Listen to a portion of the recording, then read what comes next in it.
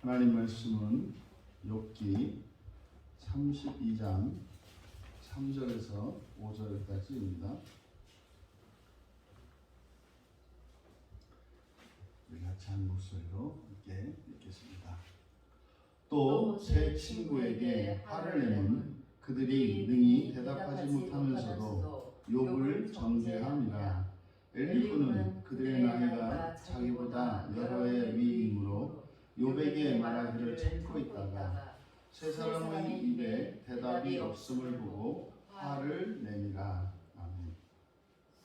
엘리후가 세 친구에게 화를 낸 이유라는 제목으로 말씀을 나누고자 합니다.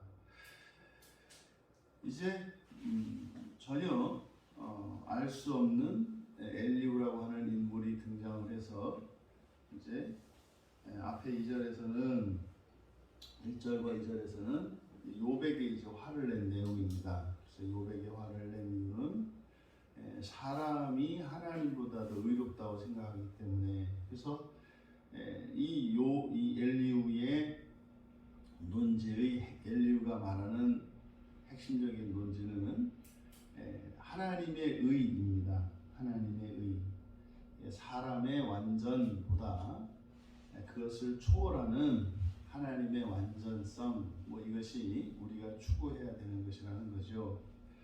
그래서 이 엘리후라고 하는 인물에 대해서 어떤 인물이냐는, 사실은 이제 엘리후의 이야기를 전체 살펴보기 전까지는 우리가 그래서 어떻게 뭐라고 결론을 내리는 것은 섣부릅니다. 그래서 어쨌든 우리는 엘리후의 이야기를 있는 그대로 이제 따라가 볼 것입니다. 근데 이어 이제 3절에서 5절까지는 또 화를 내는 내용이에요. 그러니까 1절과 2절은 욥에게. 근데 욥에게 화를 냈던 이유는 바로 욥의 잘못된 판단이죠. 사실 지성적인 측면에 대해서, 지성의 오류에 대해서 화를 낸 것이라면, 이제 세 친구들에게 화를 낸 내용, 화를 낸 그 이유, 첫 번째가 그들이 능히 대답하지 못하면서도 욥을 정죄했다 그래요. 그러니까 능히 대답하지 못하면서도 욥을 정죄했다. 이 무슨 말입니까? 능히 대답할 수 없다라고 하는 것은 사실은 그렇게 이야기할 만한 확실한 기준이나 어떠한 논리적 근거 없이 그냥 정죄했다는 거죠. 사악한 사람으로 악하게 행동했다고 이야기한 거예요. 무슨 말입니까? 그럴 만한 이유나 그런 근거도 없이 그냥 무조건 욥을 악하다고 이야기했단 말이죠. 어떤 경우에 이렇게 했습니까? 사실은 이거는 감정적인 비난이었다는 거죠. 그러니까 아니, 내가 뭘 잘못했는데 뭐라고 딱 잘라서 말할 수는 없지만 어쨌든 너는 기분 나빠, 이런 거거든요. 그러니까 지금 이 세 친구들이 이제 엘리후가 화를 냈다라고 하는 것은 문제점을 지적하는 거지 않습니까? 그러니까 이 세 친구들의 문제점은 뭐였다는 거예요? 이런저런 이야기를 쭉 했습니다만은 사실상 이들이 욥에게 말했던 이런 모든 것들은 이성적이고 어떤 논리적이고 이게 합리적인 이야기가 아니라 감정적인 이야기였다. 그러니까 아마 우리가 살면서 인간 관계 속에서나 또 어떤 상황 속에서 전혀 내가 알아채지 못했던 이런 감정들이 튀어나올 때가 있어요. 그러면 보통 우리는 그렇게 생각을 하죠. 그 상대방 때문에, 그 원인을 제공한 그 사람 때문에 내가 이렇게 화를 낸다. 또 아니면 내가 슬프다. 이렇게 이제 우리가 생각을 하죠. 또 어떤 사건이 일어나서 그 사건으로 인해서 내가 이렇게 불행해졌다. 이렇게 생각을 하죠. 이걸 사실 우리가 바꿔야 하거든요. 그러니까 우리 안에 드는 이런 감정들은 누군가가 촉발을 시키는 것은 맞아요. 어떤 환경이나 사건이, 또 어떤 사람이 나의 내면을 자극을 해서 내 안에 있는 이런 부정적인 감정들을 끌어내는 것은 맞아요. 근데 그것은 자극일 뿐이고 보조적인 원인일 뿐이지 실질적이고 근본적인 원인은 내 안에 그게 있기 때문이죠. 내 안에 그게 없으면은요 이렇게 올라오지를 않아요. 아니 깡통이 이렇게 깡통에서 흔드니까 막 소리가 난단 말이죠. 흔드니까 소리가 나는 겁니까? 아니면 그 안에 뭐가 들어있으니까 소리가 나는 겁니까? 물론 흔들지 않고 내비두면 소리 안 나죠. 근데 흔들었기 때문에 소리가 나는 게 아니라 사실은 뭐예요? 그 깡통 안에 그 동전 하나가 들어있기 때문에 이게 달각달각 소리가 나는 거다 이 말이에요. 그러니까 이 사고를 우리가 바꿔야 합니다. 아니 그래도 어쨌든 흔들지 않으면 소리가 안 날 거 아닙니까? 맞죠. 근데요 지금 소리를 내느냐 안 내느냐가 중요한 게 아니에요. 소리를 낼 수 있는 사람이냐 아니냐가 중요한 거지 그 소리를 나느냐 안 나느냐가 중요하지 않단 말이에요. 그러니까 사람들이 잘못된 생각, 잘못된 기준을 갖고 있으면 어떻게 해요? 못 건드리게 하는 거죠. 못 건드리게. 그냥 못 건드리게. 그럼 소리가 안 나니까.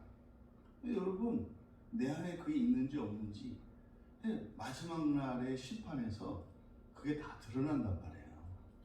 그게 드러난단 말이에요. 그래서 소리가 나는 게 중요한 게 아니라 내 안에 소리를 낼 수 있는 이런 거짓 감정들이 이런 근본 감정들이 있다는 것을 우리가 발견하는 게 중요한 거죠. 그래서 이것만 바뀌어도 사실 여러분 인생살이가 많이 바뀝니다. 많이 바뀝니다. 그래서 그걸 해결을 할 일이잖아요. 그러니까 지금 욥의 친구들이 그랬다는 거예요. 그들이 했던 이런 이야기들이 그것은 바로 감정적인 비난이었다라는 거죠. 그래서 엘리후가 그 세 친구들에게 화를 내는 첫 번째 이유로서 감정적인 비난이었기 때문에 그렇다라고 한 것을 통해서 엘리후의 생각으로는 이런 감정적인 비난은 어떤 것이다? 불의한 것이고 부당한 것이고 악한 것이다 라고 얘기를 하는 거죠. 그러니까 근데 문제는 이 친구들이 한 얘기들을 보면 전혀 감정적인 것 같지 않았거든요. 점잖은 모양을 취했고요. 또 이런 인과론적인 이야기를 다 했단 말이에요. 그러니까 그럴듯한 말들을 했단 말이죠. 품위 있게 말을 했단 말이죠. 여러분 이렇게 해서 이 감정적이라고 할 때 그러니까 뭐 이렇게 막 주체 못하고 흥분하고 이런 것만을 이야기하는데 그렇지 않은 거예요. 왜요? 감정이 우리의 지성을 자극해서 그런 생각들도 만들어낼 수 있기 때문이죠. 그뿐입니까? 이런 감정이 뜻도 세우죠. 뭐 대표적인 게 부정적인 일을 하는 사람들이, 그러니까 잘못된 일을 하는 사람들이 그 잘못된 일을 하겠다라고 하는 뜻, 그 의지를 누가 작동시켜요? 감정이 작동시키는 거예요. 해야 될 일이 아닌데 자기에게 해가 되는 일인데 그 일을 해요. 그러니까 원하는 일도 아니고 자기에게 이익이 되지도 않고 오히려 해가 되는 일이야. 그런데도 해. 그런 일들은 사실은 감정이 주도권을 쥐고 그런 어떤 판단과 뜻을 세우기 때문인 거죠. 그래서 사실은 감정은 그렇게 해서는 안 되거든요. 그게 지금 친구들이 그랬다는 거죠. 두 번째 이유로는 엘리후는 그들의 나이가 자기보다 여러 해 위임으로 욥에게 말하기를 참고 있다가 세 사람의 입에 대답이 없음을 보고 화를 낸다. 근데 지금 엘리후가 나이가 어린 사람으로 보여요. 많이, 그쵸? 왜? 그들의 나이가 자기보다 여러 해 위임으로, 그러니까 나이 차이가 꽤 많은 것으로 보여요. 그래서 이 엘리후는 연장자에 대한 존경심을 가지고 있는 사람임을 알 수 있어요. 연장자에 대한 존경심. 그러니까 오늘날도 여러분도 그럴 수 있죠. 이렇게 뭐 그냥 위아래 없는 사람이 있고 위아래를 따지는 사람이 있는데 지금 엘리후는 바로 욥의 세 친구들, 그러니까 욥의 이 세 친구들보다 자신이 훨씬 나이가 어린 사람이기 때문에 말을 자제하고 있었다는 거죠. 그런데요, 요백에 할 말은 있었던 거예요. 할 말은 있었지만 말하지 않고 참고 있었던 거예요. 그런데 이 세 사람이 말을 안 해. 그러니까 이 엘리후는 연장자로서 대하기 위해서 꾹 참고 있었는데, 하지만 해야 될 말이 있었던 거죠. 근데 그 해야 될 말을 이 세 친구가 하지 않으니까 그 세 친구들에게 화를 냈다는 거예요. 그러니까 지금 여기서는 뭡니까? 그러니까 이런 존경심과 정의가 충돌하는 거죠. 그러니까 어른에 대한 존경심을 가지고 있어요. 근데 어떤 사건에 대한 또 정의감이 있어요. 그러니까 이 둘이 충돌을 하니까, 그러니까 이거는 내가 얘기할 게 아니고 이 세 친구가 요백에 분명히 얘기해. 왜 지금 이제 앞에서 이야기한 진술에 대해서 세 친구들이 입을 딱 다물었잖아요. 그는 이제 그들이 보기에 해석이 여러 가지가 있을 수 있는데, 그들이 보기에 욥이 이제 옳다고 여겼기 때문에, 욥이 확신하고 있다고 생각을 했기 때문에 말하지 못했다 그랬잖아요. 근데 엘리후가 보기에는 욥의 그 변론이 그렇게 완전한 변론은 아니었고 잘못된 게 있었던 거죠. 그걸 발견을 한 거예요. 근데 내가 나이 어린 사람이기 때문에 말을 못하고 이렇게 참고 있었다는 말이죠. 그 얘기는 사실은 뭐예요? 그러면서 화를 냈다는 것은 이 세 사람이 말할 줄 알았는데 말을 안 한 거예요. 그래서 화를 냈다. 여러분, 이렇게 우리들이 일상생활에서 이런 예절과 예의와 예의죠. 예의 범절과 또 도리, 이것과 정의가 충돌할 때가 있어요. 그 뭐 대표적인 경우가 뭐 가정 안에서 부모님과 자녀의 관계라고 했잖아요. 근데 부모님은 어떻다? 자식의 반달의 대상이 되지 않는다. 그렇죠? 그래서 자식들은 부모를 용서하고 이런 말이 없다. 이게 세상적으로 말하는 거예요. 세상적으로 용서한다라고 하는 건 그냥 봐주는 거 아니에요. 그렇죠? 옳고 그름을 판단하는 거잖아요. 틀렸는데 그냥 그것을 용서해 주는 게 세상적인 그 용서의 개념. 그런 의미에서 용서라고 하는 것은 사실은요, 자식에게 그런 거 없는 거라고 했잖아요. 왜요? 부모님은 무조건 옳으니까. 부모님은 무조건 옳은 거예요. 이게 유교적 사고관이거든요. 저도 그런 사고를 갖고 있었죠. 이게 유교적 군사부일체라는 게 그런 거거든요. 임금님과 선생님과 부모님은 절대선이에요. 절대선. 부모님이 화수로 매주를 쓴다고 해도 그건 만드는 거예요. 그렇게 되면 좋겠네요. 이렇게 가야 되는 거예요. 그게 유교적 그 가치관이죠. 근데 지금 여기서 엘리후가 이야기할 때 화를 냈대요. 그럼 엘리후의 생각은 어떤 거예요? 그 연장자에 대한 존경심과 이 정의의 문제, 이것이 충돌했을 때 이것은 연장자에 대한 존경심보다 정의가 더 우선하고 가치가 크다라는 것을 이야기해요. 그런데 말입니다, 여기서 모든 정의가 그런 게 아니죠. 그러니까 정의라고 하는 것은 절대적인 것이 있고 상대적인 게 있다. 절대적인 게 있고 상대적인 것이. 모든 게 그렇습니다. 그래서 절대적인 것이 상대적인 것보다 더 우선하고 더 큽니다. 여러분, 동전을 가지고 비교할 때, 예를 들어서 우리나라 동전과 미국 동전 이렇게 했을 때 똑같은 숫자가 있는 동전이에요. 예를 들어서 10원과 10달러라고 하는 동전이 있다고 치자 말이에요. 그러면은 어느 게 더 커요? 당연히 10달러가 크죠. 당연히 크죠. 그렇죠? 근데 사실은 미국이 망했어요. 미국이 망하면 그 10달러짜리 동전 10달러짜리 동전 없는 거 저도 알아요. 그냥 그렇게 얘기하는 거예요. 그러니까 미국이 망했어요.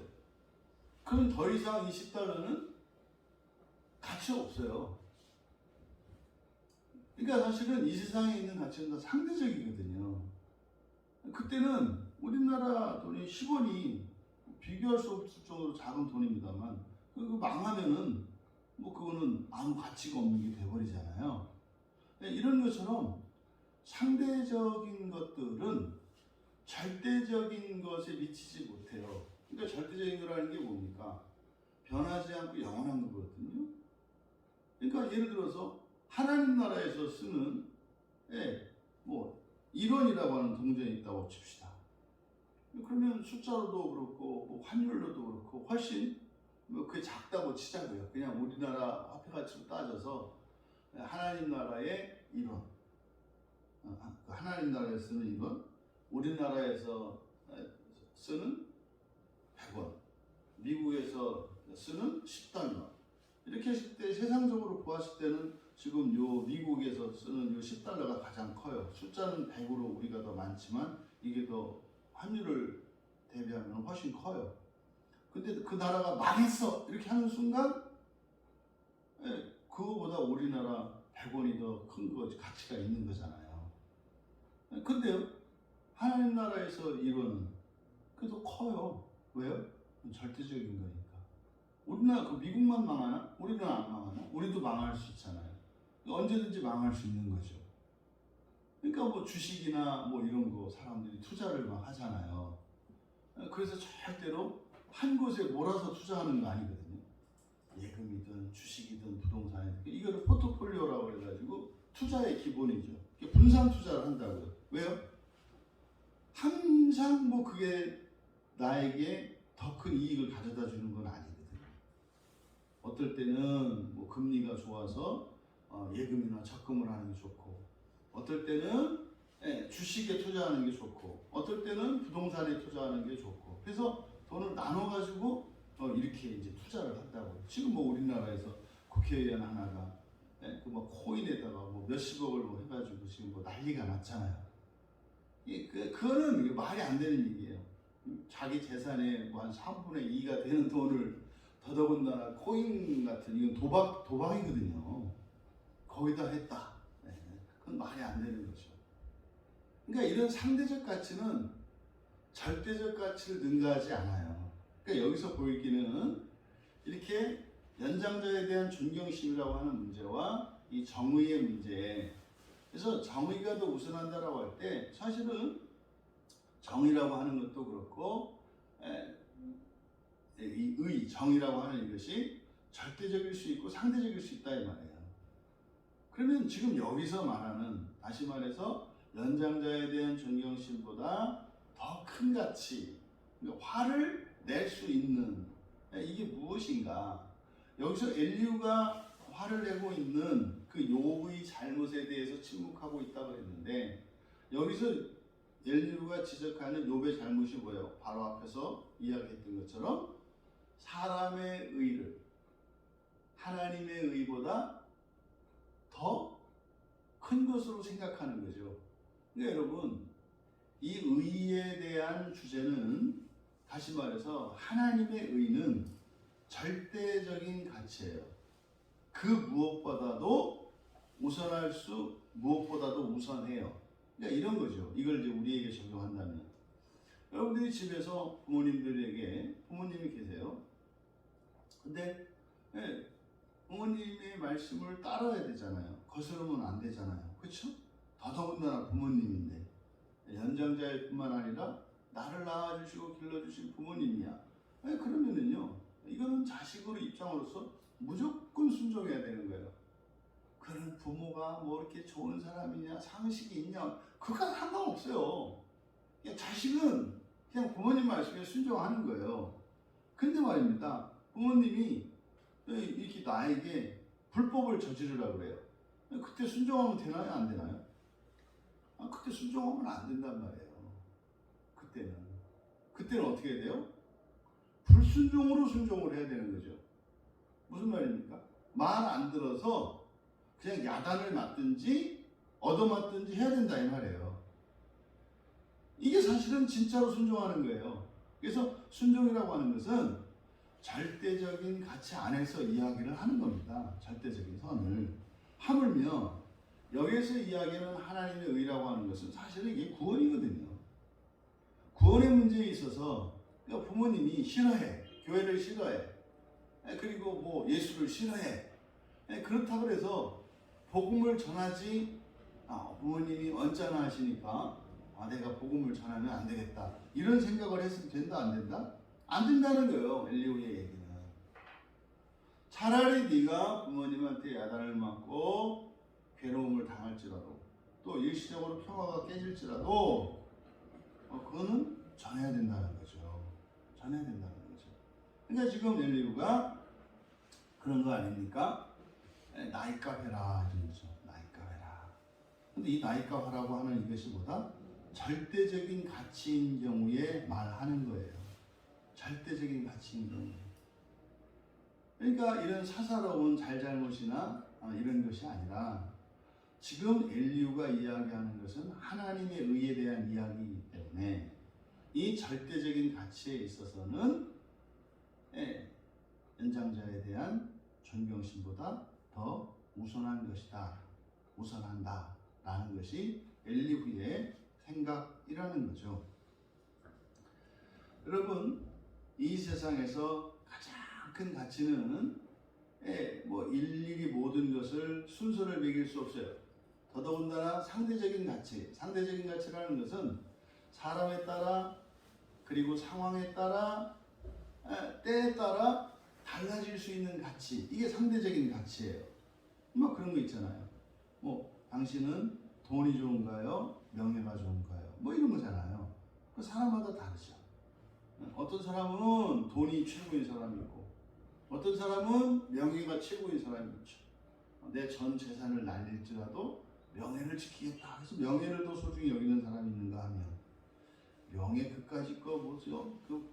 그게 뭐 빵이 나오냐 뭐 나오냐. 그래서 명예 팔아서 그냥 돈 100만 원만 나와도 당장 명예 난 10개라도 다 판다, 뭐 이런 사람이 있을 수 있잖아요. 그러니까 이거를 어느 게 옳다 그러다 판단할 수 없는 거예요. 왜요? 이거는 상대적 가치니까.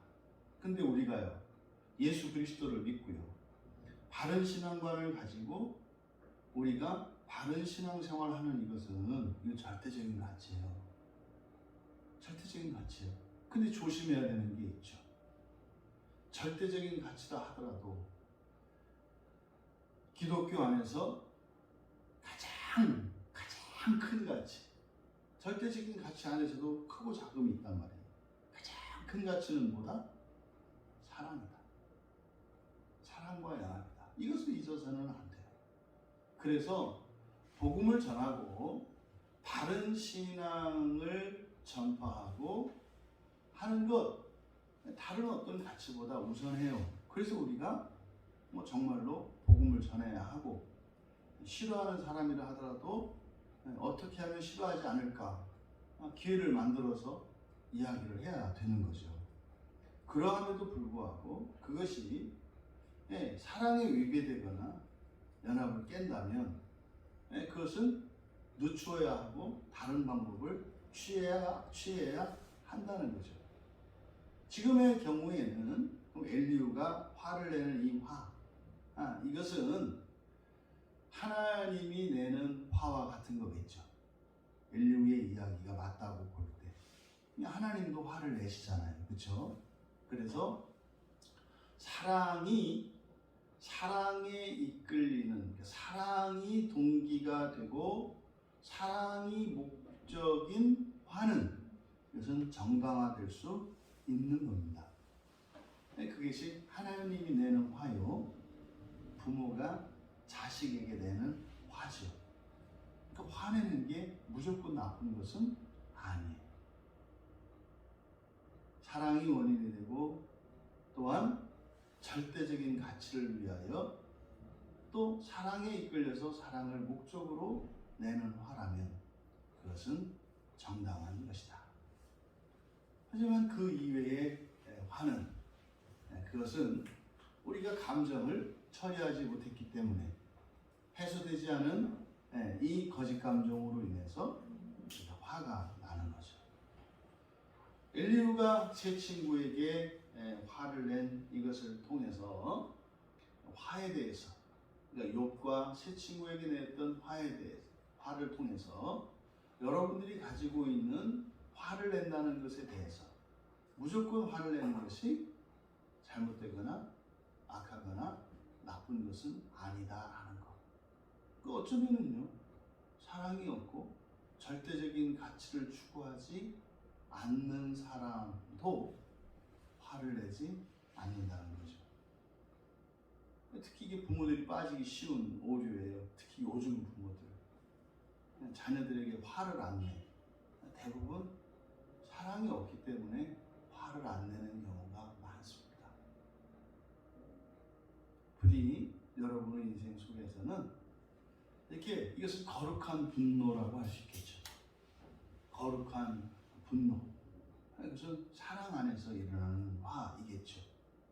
거룩한 분노로 여러분 자신뿐만 아니라 여러분 주변에 있는 이들이 악한 길을 가고 있을 때, 또 죄의 길에 빠져 있을 때 그런 거룩하고 거룩한 분노로 그들을 바른 길로 인도할 수 있는 우리 모두 되시기를 주님의 이름으로 축원합니다. 존귀하신 하나님, 저희들이 이 세상을 살아가면서 저희들이 목표로 삼아야 하는 그 절대적 가치가 구원인 것을 믿습니다. 또한 그 구원의 길을 가면서 저희들이 그것이 바른 길인지 그렇지 않은 것인지를 저희들이 판단할 수 있는 그 기준이 사랑인 것을 또한 믿습니다. 그저 이 세상의 평화를 위하여 살아가는 자들이 아니라 하나님 나라의 영광의 부활을 위하여 언제나 사랑 안에서 살아가는 저희들 되게 하시되, 저희들이 살면서 저희들의 주변에 악한 일들이 또 죄된 일들이 일어날 때에 거룩한 분노로 사랑을 실천하며 살아갈 수 있는 저희들 모두가 되게 하옵소서. 그 어떤 경우에도 사랑을 잃어버리지 않게 하시고, 또한 절대적 가치를 잘 분별할 수 있도록 도와주셔서 저희들의 인생이 저희들 자신뿐만 아니라 저희와 함께하는 다른 이들에게도 유익하고 의미 있고 가치 있는 인생을 살게 하옵소서. 감사하며 예수님의 이름으로 기도하옵나이다.